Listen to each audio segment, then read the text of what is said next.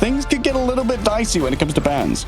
Yes, and speaking about bans, I believe we're going to be headed into looking at those bans, and before we do start doing that, we have to address the fact that these are going to be the Ignite bans, which means that they're not going to be universal, they are going to be one-sided, which means you can win the draft section very easily if you manage to secure one of these highly sought-after strategists with a one-sided pick. So I'm expecting that we're going to be seeing either the Mantis or the Jeff be that immediate insta-ban target, and indeed, there it is. The Mantis removed from both sides, because just like you said, level 1 Crook, very, very good at the Mantis, but so too is Oasis, known for his. Okay, FaZe are going to be saving the Luna here, which is not part of the classic triple strategist lineup that we've been known to see. Na'Vi prioritizing the Jeff. I imagine they might protect their own Jeff here. Yep, there it is. Yeah. That is it.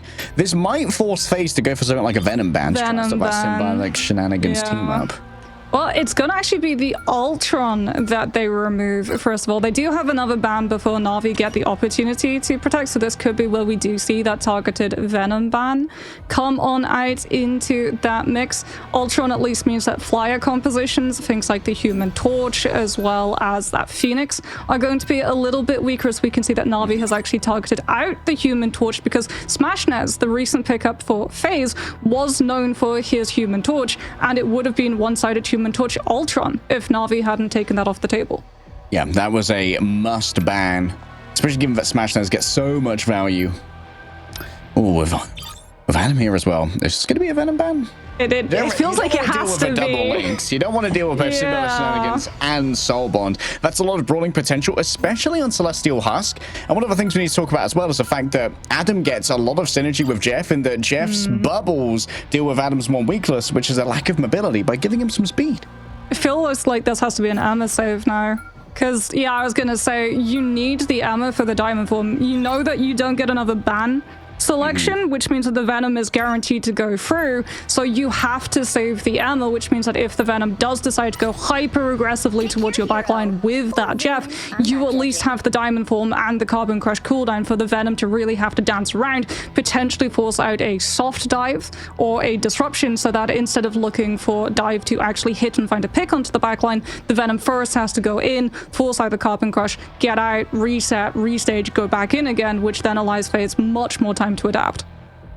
Okay, so expectations here, we are going to be seeing a lot of Adam and Jeff over the course of this meta, unless there's a major iteration between group stage and playoffs mocks as we head over to Celestial Husk. Our first map, as always, is going to be a predetermined domination, but our maps after that are going to be chosen by the loser of the map previous. This is a really strong map as well for Jeff Venom Dive. It's so important for FaZe to win this first fight, which is going to be a very hard task, as we've already covered, right? Na'Vi are instantly going to have access to Soul Bond and the Symbiotic Shenanigans tether with the Jeff and that Venom. So for FaZe, you're either going to have to try and find an aggressive teleport play setup to find that first elimination, or you're going to have to heavily be able to kite out that link. But that just means that Na'Vi's going to be able to better position the Amber to take the point. All right, opening up with our first match of the day. FaZe are not going to be investing in the Jeff stocks right now, instead of going for a classic backline of the Lunar Snow combined with the Invisible Woman. They do have that Psylocke for Smashnez to dive with the Venom, so they do have pick potential if it manages to get through, and that is going to be the big question, because Na'Vi have for sure on the Emma as well, so both of these Venoms going to have to worry about the sheer amount of CC as the dive starts to come on through. Binary's already being scouted out, but he is trying to peel for his backline currently, and Na'Vi are going to be able to keep everyone safe for the moment. Yeah, a lot of respect for a Trust Me dive there, instantly going for that counter dive. Naga coming in from the top once Smashnez will blast the barrage, might be able to secure it. However, with the safety of the Ultron drone coming over, the imperative patch saves the remainder of FaZe. Now we managing to get this first cap is going to be imperative to their overall chances, and following up with a bunch of frags thereafter makes it all the more easy. So much synergy as well with this Invis Woman into the Star-Lord. Typically, we see Star-Lord paired with the Magneto so that he has that ease of access to go in, use the Blast Barrage AoE spin to get the most amount of ultimate charge and all of those clustered up bodies. But the Mag isn't in play. They've got the Venom and the Emma, so they're actually using the Guardian Shield in front of the Star-Lord, and it's resulted in 73% of the first Galactic barrage. Oh, yeah, that Galactic Legend really is going to be troublesome here. Rajaro, do they want to invest their diamond? Forcenet, we're going to be saving it for Binary, diving in towards the back line on top of Jerky for now. Forcenet, the first bond, that's going to be the sole bond used. Jerky can't survive as Smashness moves in towards the back. Wing Shurikens post-nerf, still doing plenty of damage. Rajaro next up on the docket, and Jerky is still 14% away from that resurrection, so it's going to be FaZe flipping the point. FaZe are actually going to have really good tools as well to deal with that Karmic Revival positioning, because they've got both the Feast of the Abyss and the Dance of the Butterflies for the Psylocke, so they can pair those up. Na'Vi don't actually have the invisible boundary just yet, and Fate has the HF, but 100 heals per second does very little in the face of all the damage that FaZe can output, and indeed the Stall's already been taken out, the Invis woman too. This is potentially going to be a Karmic Revival investment from Na'Vi, but the picks came through so quickly, and they've still been staggered from both the Venom and the Jet, plus lacking control of the point. There's no point investing it. That's a huge pull there from Winnie. However, they know they're just playing a distractionary tactic right now. Can't afford to all chase after that and give up the positioning. Yeah, they really have to scout out all of this dive coming on through. Crucially for FaZe, they can't have one of that defensive ultimates forced before that Galactic Legend comes out. Feast of the Abyss paired up with the Fate of Bofors for the damage amp, but unfortunately doesn't manage to find the pick that it was looking for. As we can see, the Soul one potentially Invis boundary gets cancelled early, and Winnie's got their own still standing. FaZe have the better sustained to deal with the Karmic Revival positions. Big early pick. Crook's going to be returned, however, due to the Karmic Revival. Fate going off the map here with 2 in the mouth. Both Rosa and Oasis. Fate decides to go down with them. Greasing gravity readily. Binary still doing their best to keep this one contested, and Fate remain in control. However, Na'Vi, now they're down to just supporting Naga in these duels. Blast the Barrage, pumps out the DPS, finds 2 final hits, and Na'Vi are back in control. Yeah, but FaZe are just going to swap potentially Oasis onto this range for that stall TP recontest. Unfortunately, they lose the players before it can come on through. I think that might actually have been the cooldown actually occupied as well now, but they do have that Sonic Seduction to open up this fight. The problem is they can't use it early in the stroke because Na'Vi are just going to disengage it.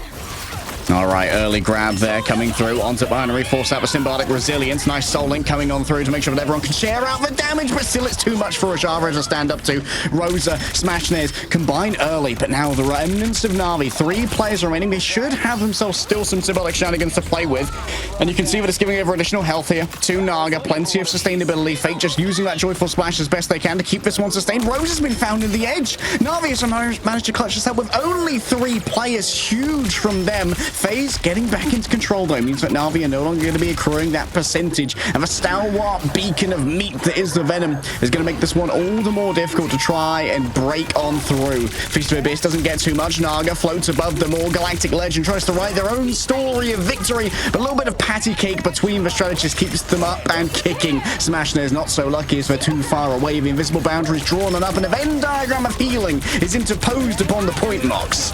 Oh, there's so many ultimates though. Jerky's got another Karmic Revival up and running. FaZe, they need to find these picks to just team wipe Na'Vi so that if the res is coming through, they can at least clear the board. But unfortunately, the Isjef from FaZe manages to find both of the backline from FaZe.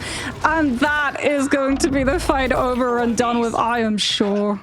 I think that Winnie may have just been able to hop back out and use Force Physics to pull Fate off the map. As you said, maybe there's been a cooldown used when it comes to the Pentagram of Varala here from FaZe, so they can't use it to return to the point. And also note how Fate there kept chewing on them with the Itch Jeff for as long as possible to make sure that 2 members were always going to be staggered, even if there was possibility for a teleport. Yeah, he was also making sure that he was getting really close to the drop-off ledge to take them off if they needed to just wipe the slate of the strategists in one go. That's so rough for FaZe. I think if they'd had that teleport available, potentially they would have been able to set it up. As it was, Rose actually had to swap over to the Captain America to come back faster, which Silver Lining did mean that they had the shield block to prevent the Galactic Legend for finding the backline. But it just meant that when you're going up against the sheer amount of numbers that Na'Vi can literally just throw onto that point, the second one of them falls, up comes Karmic Revival and they're all back. There was nothing that FaZe had to keep that fight going. 4, 3, 2. All right, rolling out now for map number 2, Na'Vi. Looking maybe not dominant, but they are looking very well drilled. FaZe is a team that we expect a lot from here, Mox. Smashness just needs to honestly farm a little bit of ult charge off one of these vanguards. Trust me, making sure that he's not actually showing himself for that purpose. But Dance of the Butterflies has already been set up, so now they're going to have to be playing a little bit more stacked in anticipation of using that Soul Bond. As there goes the Dance of the Butterflies, the Venom diving in at the same time, but the Sonic Seduction from the EMEA means that they can't contribute the Feast of the Abyss to finally have the tipping point for the damage. Yeah, Jerky, the least valuable early pick as well, because they can just revive themselves, come straight back into the fight. Trust me, not going to be so lucky, however, and still Jerky is 75% away from their own in towards the back. A Feast of the Abyss. Will Binary be feasting indeed? It seems like Jerky's turned into a chew toy for now, and certainly chewed dry beef today. Na'Vi wiped away. Okay, Smashness is over halfway to the next Dance of the Butterflies. That is nasty. One of the silver linings to Na'Vi being so durable, right? The time for an elimination that FaZe find is so long because the sheer amount of constant healing that Na'Vi has. So by the time that Smashness is just burning through all those health bars, they're right back up, which means more ultimate charge. Soul Bond is gonna be forced early, and Na'Vi feel like it's insufficient. They invest the invisible boundary, and FaZe try and disengage. If the invisible boundary is so far away from the point, a quick flight away by the EMEA, and trust me, dumps into the midst of all of the enemies, forces out the fate of both worlds. A Smashness just hightails it over. But while you're all grouped up around the Luna, that's when you're at your most vulnerable to getting eaten up by fate. I think that may well have grabbed Leolaz out of their own Galactic Legend as well. Seems like no one's really been delivered onto the backline just yet. Smashness releases yet another Dance for Butterflies. Oasis primary target. Here come the divers, but when he's there with the peel, not going to be reciprocated. And Oasis will stand alone and fall alone. Binary's got big ideas in the back, and Crook's been made very firmly aware of them. Jerky, yes, has the Karmic Revival, but won't be returning to a point for now. And FaZe remain in control, even while the dregs of this fight continue to prattle on. Yeah, they've got a lot of storm ability. Rosa gonna be trying to set up the Doctor Strange portal. Is it going to come through in time for FaZe? They are able to bounce the point with the relay of the Venom and the Starlit Health Bars, and indeed, there's the reinforcements coming on through, and Na'Vi are having to invest even more ultimates because they still don't have this fight in the bag. Yeah, the Stranger's there at the ideal time. That shield of the Seraphim is so good at blocking out the LOS from EMEA. Trust Me returns after taking out two. Make it a third here for Trust Me. The leader has arrived, and he leads from the front with glorious purpose. Smashness not going to be long for this world, and Na'Vi finally claim control. The worry for FaZe, though, is that with how long we've seen these fights go for Na'Vi, where they don't win them, they just refuse to lose them. As long as they're in control of that point percentage, we could very well see a 0 to 100%, especially with Karmic Revival being up. So it is imperative for FaZe that they find Jerky early to force out that regeneration cocoon before the Karmic Revival's up. Naga moving in early here. Cowboy hat is donned. Galactic Legend being written. Winnie's already down, and yet Smashness and Oasis still think it's going to be a big investment towards the back. It's a full-on investment here from FaZe. They seem to have read it, and they've read that Fate is going to be overextended. Rajaro much too meaty to be burst through here by the element guns. A big investment for FaZe. Karmic gets nothing. Not much. Karmic gets absolutely nothing. It only brings back Fate. FaZe trigger the Adam ultimate and then disengage, wait out the 10 seconds, and can come back in with both Feast of the Abyss and Invisible Boundary. They just need to get close enough to the point to be able to use it. Soul Bond already used as well. You can see it on Naga at the moment. Shared out the damage. Binary with only a momentary little bit of life left in him. Uses symbolic resilience here. That's going to be a Venn diagram once again drawn on up, and the healing is going to be conferred onto most of Na'Vi. 65% here, and FaZe are going to be systematically dismantled inside the slowing field of the Invisible Woman. Level 1 Kirk just invests theirs so late after Winnie's that it's still got a good 6 seconds duration left on it before phases his own fall. And we've got the Sonic Seduction, but they have so little time. And you can already see that Na'Vi, they're getting ready to just jump onto FaZe the second that they see where this team is potentially going to rotate, so they don't get the opportunity of playing into overtime. Oh, trust me, instantly disengages in an attempt to pull them back in here with the Force Physics. That could be an overly vulnerable Venom. Instead, it's going to be moving in towards the back, and it seems like one player's already been grabbed here. The follow-up's not going to be there, though. Rajaro becomes CC immune by moving into the Diamond form. Quick freeze there as Oasis and Winnie will heal each other up. Naga looking for the squishy members and is able to find them. The squishy underbelly's been exposed to the Naga themselves, and Jerk is able to resurrect themselves. Fate just holds two players within their mouth and chomps away as as Na'Vi is chomping at the bit for their first map win. Yeah, it's not enough for FaZe. Unfortunately for them, the only ultimate that they had in play to be able to break through back onto point was Rose's Psionic Seduction. So when we actually see the POV of the backline getting that CC chain onto the Venom, the EMEA is just nowhere to be found because the EMEA has to be playing that front line, trying to play into that overtime. So it is just a matter of time before Trust Me is going to be able to find those picks. If Fate, or rather if Oasis and Winnie are looking at only the Venom, they're not looking at the rest of the team. So Naga with that Galactic Legend is free to come on through and break all of the health bars when there's nothing that FaZe can do, because if they try and hide away from it, they lose the point and they lose the map regardless. Naga walking away with an absolute barrel of final hits as well. Seems like maybe any duelist woes here for Na'Vi could be allayed early. FaZe are by no means an easy opponent. This is a team that we probably are expecting to make at least the playoffs, given the level of talent that's on this roster. And of course, a huge amount of our highlight package here is going to be the Star-Lord, who has become kind of the like duelist du jour, Moxie, for this meta.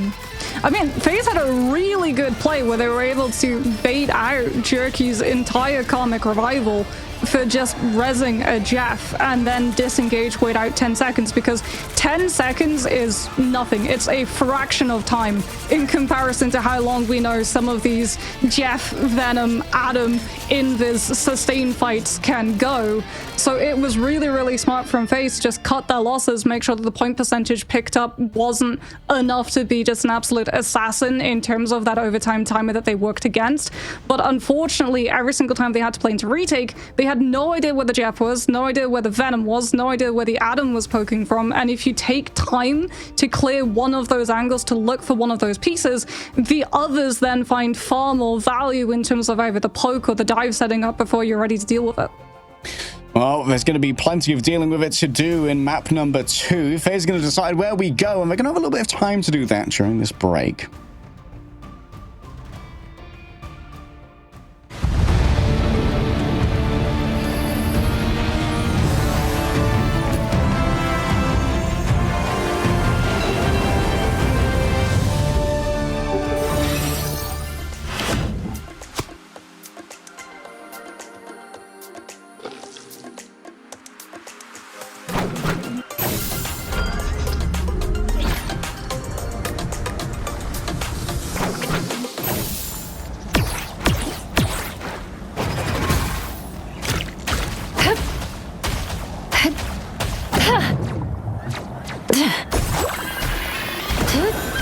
Psionic Surge! Force Burst! Disappear!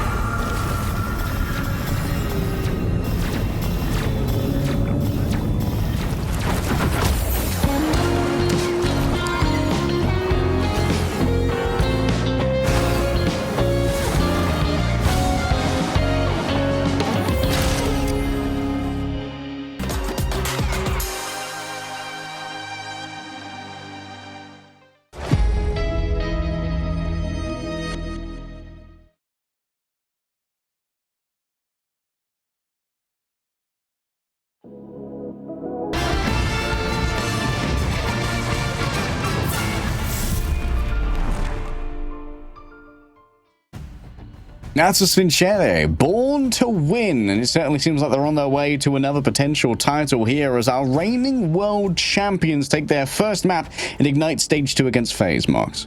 Yeah, and I think we're going to be seeing adaptations come through into that draft system. I definitely think in terms of compositions, right, we talked about the fact that they saved the EMEA, understanding that if the Jeff and the Venom got through, they needed to have some form of CC, even going so far as to keep the Invis woman so that they had all of that CC chain to potentially just blitz the Venom down before he could try and get out. But if you're struggling into something like a Jeff, honestly, a pivot into the Ultron would actually be a-okay to go in terms of direction-wise, because Rage of Ultron gives you CC immunity. So the second that you hear that Jeff ultimate, you just pop the ultimate and then wait for the Jeff to show up and laser him down, as we're going to be seeing no changes, unsurprisingly, to the first ban, as Mantis is going to be removed for both of these sides. Quick handshake here. FaZe going to get our first protect. I believe last time they went for a protect on Luna straight away. Yes. And it's going to be the same once again. Luna is very, very good with that level of CC if you do have something like a Venom, because he is just a moving hitbox. Plus the ultimate, yes, it's been docked 2 seconds, but that's still 10 seconds of one of the strongest heal outputs per second in the game, as well as the strongest damage boost in the game with the 40% off of the Fate of Both Worlds, which when you line it up with something like a Feast of the Abyss, does manage to break through some of these other strategist ultimates, as we can see that Na'Vi is going to be mixing things up this time and securing themselves a one-sided Phoenix pick. Yeah, peeking the map here, Symbiotic Surface. That first point can be ruled by good poke, and of course Phoenix doesn't really have any up-close weaknesses like many hit scan do, becoming diveable, because she becomes even more dangerous up close thanks to some fun animation cancels. Faye is going to instantly be starting to weaken some of these resources that Phoenix could have access to, and indeed we're going to actually see the protection onto the Invis Woman as the off-angle control that Phoenix is afforded. She can play either on off-angle flanks or she can play with your team core. That's one of the true dangers of her, the duality of her playstyle. But if you do go for the off-angle, you want to have something like a Guardian Shield, especially now that the Ultron has been removed and you're not going to have that drone nor the idle aura from the Luna to be able to pocket your duelist. Yeah, it's going to require maybe a little bit more of a disciplined position. No wild flanks that can really be supported that much unless you get your primary healer in the Invisible Woman following you back. It's going to be yet another protect here. On to the EMEA, which is of course an attempt to try and control the Venom dives that might come through from Trust Me. Yes, this is definitely not as impactful a Jeff map in terms of value from its Jeff finding environmental picks. Symbiotic Surface only has like one real environmental hazard area, and that's right at the beginning of Attacker Spawn, which I don't anticipate FaZe to be aggressively forward holding in a triple Vanguard, triple strategist style of lineup. But like you said, you do still have to worry about the potential Jeff with that Venom looking for those off-angle setups. So we are going to be seeing once more that save onto the Ember Frost for Rosa, so that the Carbon Crush can be used to keep the dive in check and also pure for the backline. Healing can be everything here. We saw sometimes that there was a good bit of patty cake or cross healing going on between Winnie and Oasis over on our Celestial Husk. Often just good target focus could burn their way through as we head over to Symbiotic Surface. We're staying on the world of Clintar just to make sure we don't rack up too many frequent flyer miles moving between our matches marks. And of course, this is also a best of 3, so not a huge amount of depth to the series.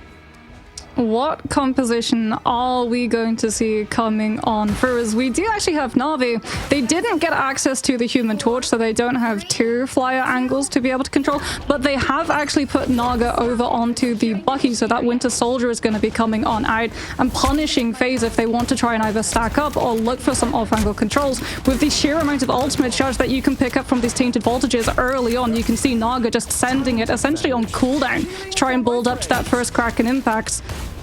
Yeah, getting those free reloads of Rotter Stern and the overhealth as well can be important for surviving that early poke. The binary heads rising up. We're finally going to see the Hulk come out. This is what I was hyping up in the pre-show, but the approach is going to be rather difficult here.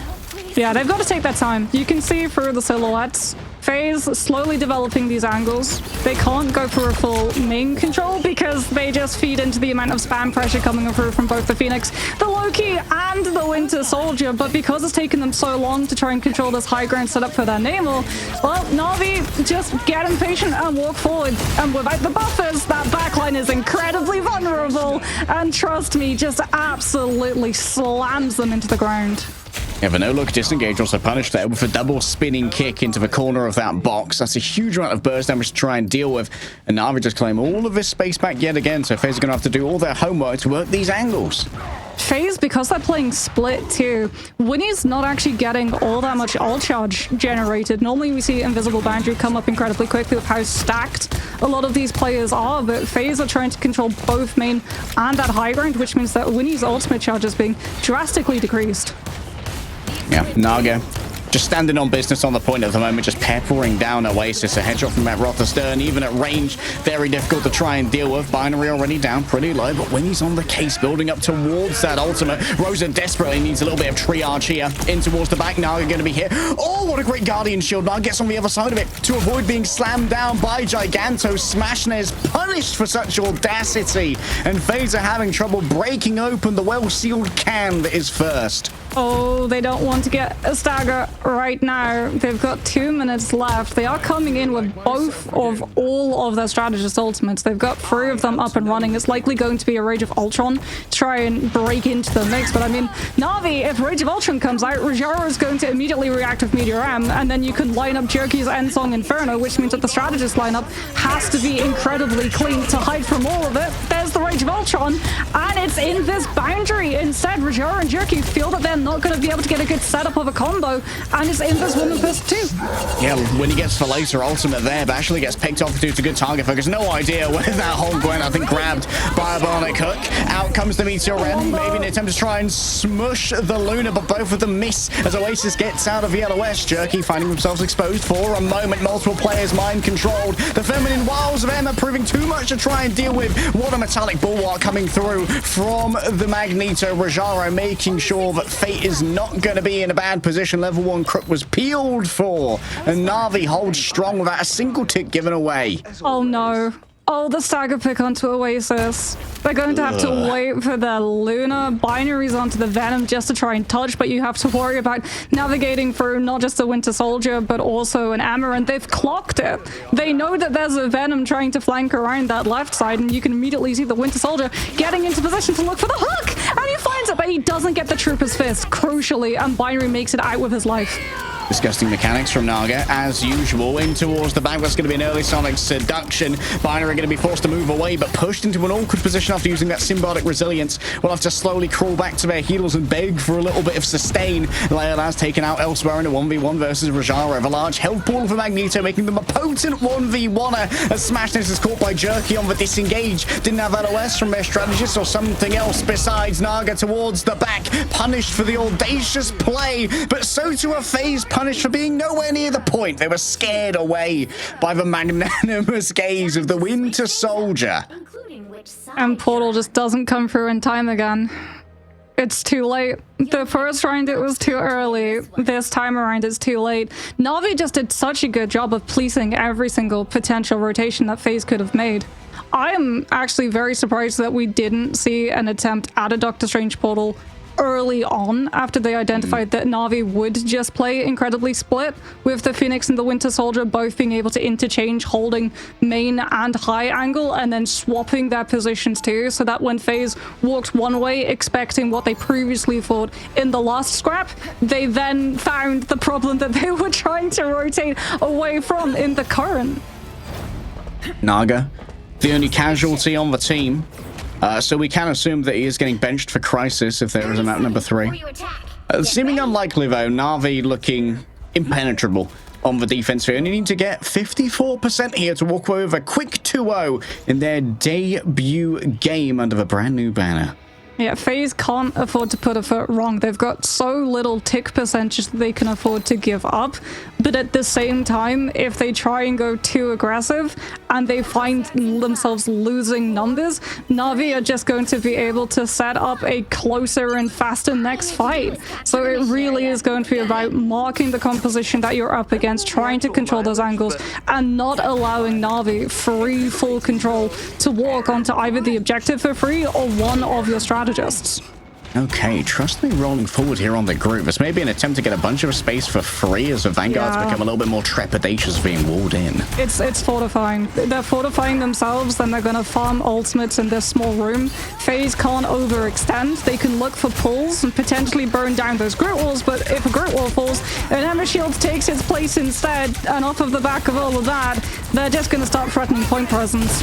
Double pull onto a pair of Vanguards, and guess who's stuck in? It's Rosa. There are no roses given for this performance. Oasis and Winnie just forced to disengage, chased down by the scary Diamond Queen of Rajaro. And it seems like this one may be over before it's begun. They screamed FaZe up, but I see FaZe down. And it's going to be a FaZe of a lower bracket that they're going to be looking at here as Na'Vi knock them down in their debut here at Ignite. Na'Vi, they just have so much crowd control. If FaZe try and match them in taking that fight and look for just some form of CC to pull someone out of that room, out of position into the enemy team, you have to worry about the counter force physics coming on through from the other Invis women, but you also have to worry about the bionic hook that Naga was just threatening permanently, as well as the Groot walls, to make sure that the CC from FaZe didn't find any actual landing, and that the CC from Na'Vi's end found so much more value in comparison.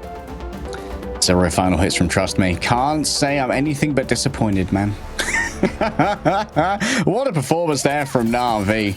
Just absolutely ironclad on the defense. Very few mistakes made, covering for each other super well. Very impressed with Rajaro's usage of a metallic bulwark as well. It feels like this is a meta which isn't really punctuated by huge Magneto play. We used to see like Emma Frost and Magneto being these primary like high value bans, but now the Vanguards aren't so much for stars of a show as the strategists are, but still Na'Vi have a top class Vanguard line.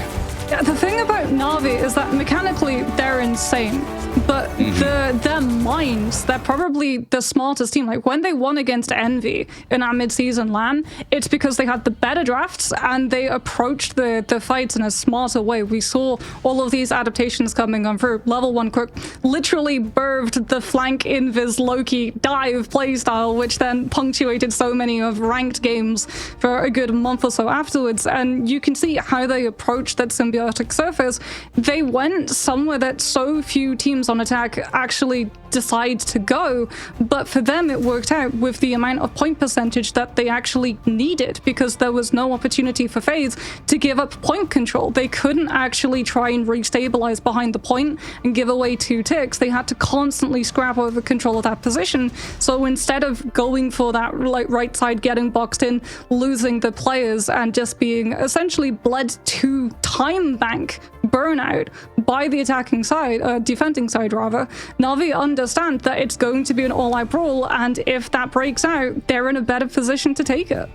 Yeah, cool play to open that one up with the bionic hook as well, coming through from Naga. I wouldn't call it an off angle, as they were probably like 10 degrees off axis, just outside of the room compared to everybody else while they were looking at the Groot angle, perhaps, but it still managed to get both of the Vanguards with the Magneto and the Emma Frost were dragged in, which meant that Rajaro could wrap behind, get that spinning kick to make sure that there was no escape for Rosa, and then the follow-up on the Carbon Crush as well. Just unrescuable, unfortunately. And when your Vanguards are in that position, your strategists are dragged forward to try and maintain LOS, and then they're in the danger zone as well.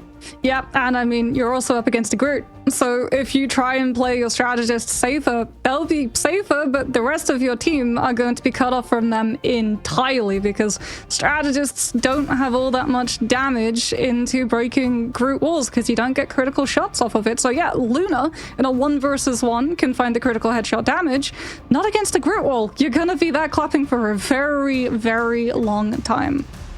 It takes a while to burrow through those walls. I don't know if Invis gets like the back pull damage off the primary fire as well against a Groot wall, since it stops it there. I'd have to have someone who's more familiar with Invisible Woman as a strategist take me through that one. But overall, I think that this is to be expected from Na'Vi. It's not a knock against FaZe, to be honest. This is probably the toughest draw you could have in a bracket, going up against the reigning world champions straight away. We're gonna have a quick interview, Mox. We're going to introduce one of the newer members of Na'Vi to see how they're integrating. Hello, Jerky. Nice to see you again, hello. Bud. We're familiar with you, but you're new on this roster. Yeah, I'm a new signing, so excited to be here, replacing Melio. Big shoes to fill, but I think I've got it. So how has it been getting accustomed to the team? Because we know that you've been actually with them for a little bit before roster lock, because you had stints with them in Night Shift. Can you reveal now whether or not you were fully signed to the team at that point, or was that still the trial period? That was kind of the trial period. I was always supposed to be a sub player for the team, and Melio was going to be on the main roster. obviously, if I perform better in scrims, we would switch that up and whatever.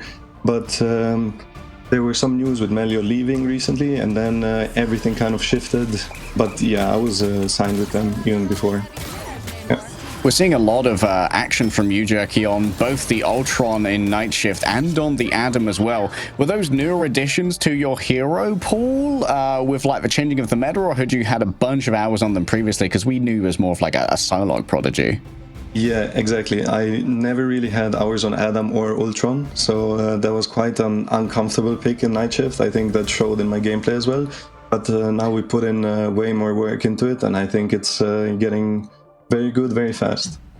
Definitely. So talk us through a little bit about the Adam, because obviously it's not just as simple as you hit Soul Bond and you get to walk forward on the enemy team. What exactly does, without leaking all of the strategies, obviously, what exactly does going into making a Jeff, Venom, and Adam composition on a domination point entail? I mean, it's kind of all over the place, right? And a lot of players don't expect that because you're used to the normal 2-2-2, right? 2 Vanguards, 2 Duelists, 2 Strategists, and now you suddenly have a Flying Strategist, a Strategist that's underground behind you, and you also have an Adam that is not really ever gonna go down, so you just have a lot to think about, and I think that overwhelms players a lot. And obviously you have a lot of sustain. Venom is really hard to take down, and you also just have Star-Lord to spin and do a lot of damage and a lot of distraction, so I think it's a all-around versatile comp, so it overwhelms people more than any other comp, and I think that's the biggest perk to that comp, definitely. Without leaking too much when it comes to strats, what's the big hero pool differentiator between yourself and Crisis? Because we know you both as like fantastic hit scans, but like when does the sub happen? Well, this is our rule, and I don't know if my team minds me saying this or not, but this is our rule. We have 3 DPS players, right? Me, Naga, and Crisis. And whoever performs the best, that's the player that's going to play, right? We all have pretty similar hero pools. Everyone can play every hero that the other person can play. So it's not about subbing in Crisis because he has another hero that I don't or something like that. It's mostly like the guy that performs the best is just going to be the one playing officials. That's how we see it, and I think that's the fairest way to approach it. So yeah, that's basically our secret. And in your opinion, obviously we had MLC, but MLC was played on a previous patch. Season 4 has come on for so many teams as well, have had so many additions to themselves. Who, other than your team, do you think is going to be your strongest competition in this stage of Ignite? Well, honestly, being completely humble, I think there is only one other team that is a competition to us, and that's obviously Virtus Pro. I think they're the stronger team, right? Like top 3, it would be us, VP, and Citadel Gaming. I think those are the ones to look out for, and those are the names that everyone knows and everyone expects me to say, so I don't think there is much hot takes there. I think it's definitely VP and Citadel Gaming. All right, thank you so much for joining us in the Cold Takes Jerky, as well as some insight into how it's going over in the Na'Vi camp. Congratulations again on your pickup and a big win. Yeah. More to come, more to come. All right, that was Jerky.